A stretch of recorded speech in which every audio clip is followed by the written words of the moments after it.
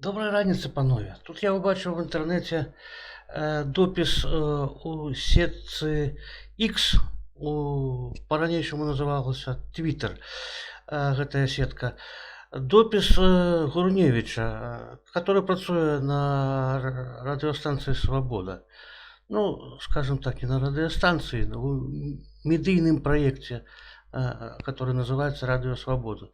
І тут ён вось напісаў, што 44 гады таму адбыўся наш 9 жніўня толькі ў Польшы. Вось.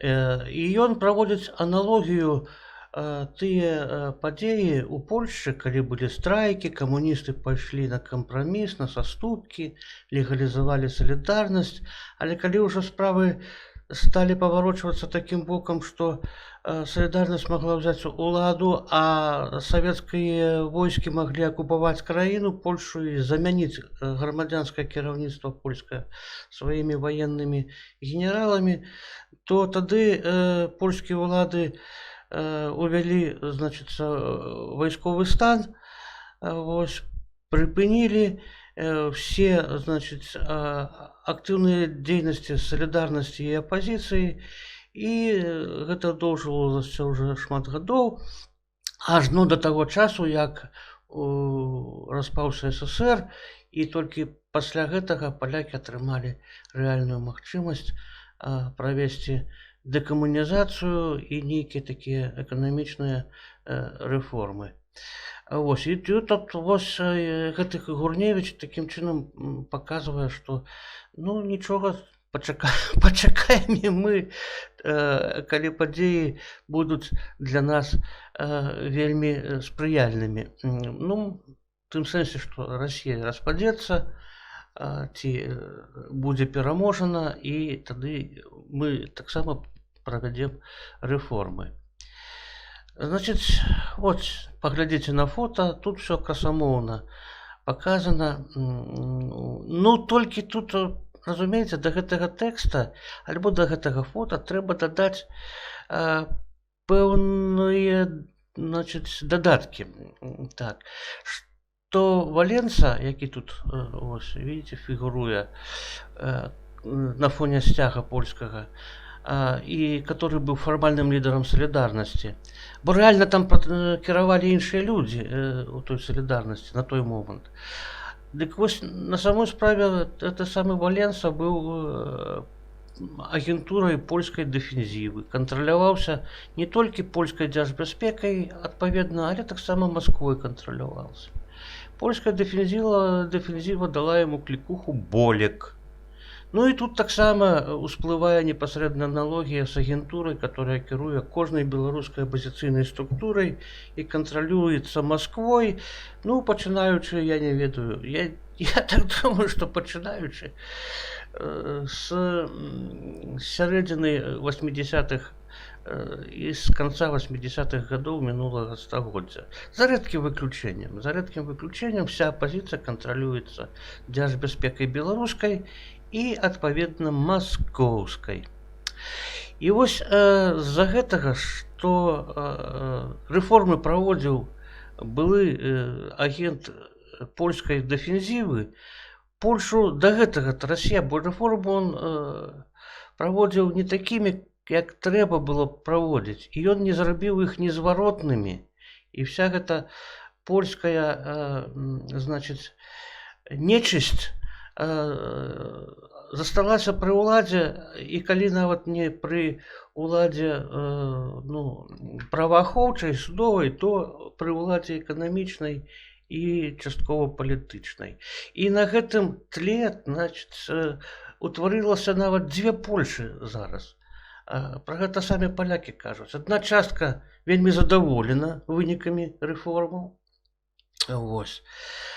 Яны пашлі ім на карысць, набілі ім кішэні, а другая засталася з негатыўнымі наступствамі гэтых рэформ, которые называліся тады шокавай тэрапіяй. Ну, пагаворым яшчэ трошкі пра гэта. Вось.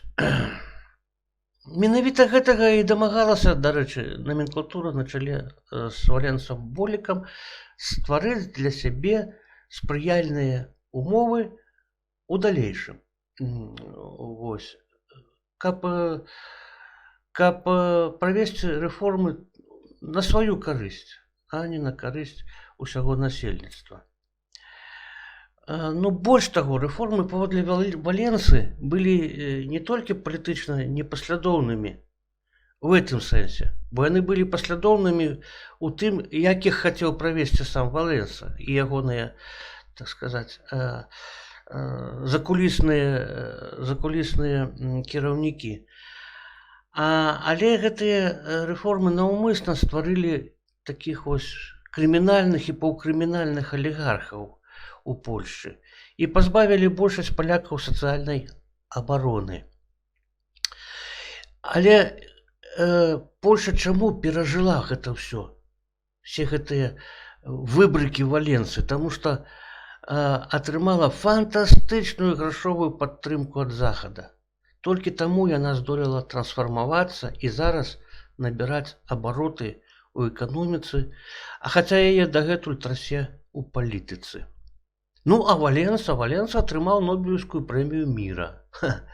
Прапаганда зрабіла з агента дэфенсівы Валенсы Боліка такога ідала, которого нельга крытыкаваць.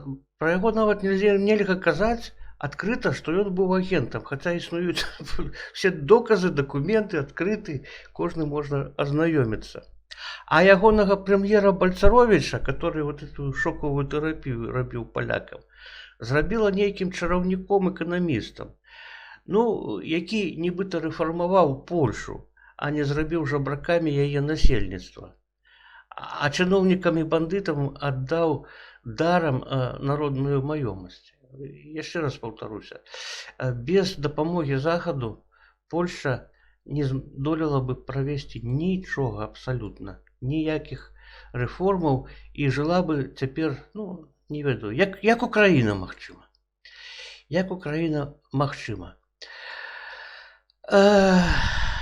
Паўтарыць гэты сюжэт у Беларусі нам? Не, мы не хочам. Але нас штурхаюць на гэты шлях як з захаду, так і з Расіі, дарэчы. Развараваць краіну на карысць алігархам, цяперашняй номенклатуры, а нас, народ, просты пакінуць жабракамі з мінімальнымі патрабаваннямі. Вось такія аналогіі, пан Гурневіч. А вы што думаеце, шаноўнае гаспадарства? Напішыце, калі ласка. Ці варта нам паўтараць вопыт Польшчы, якому ўжо амаль 50 гадоў і который паказаў, што можна было праводзіць рэформы значна больш разумна, лагодна і, адпаведна, не рабіць такой шкоды для народнай гаспадаркі і для насельніцтва краіны. Напішыце у каментарах.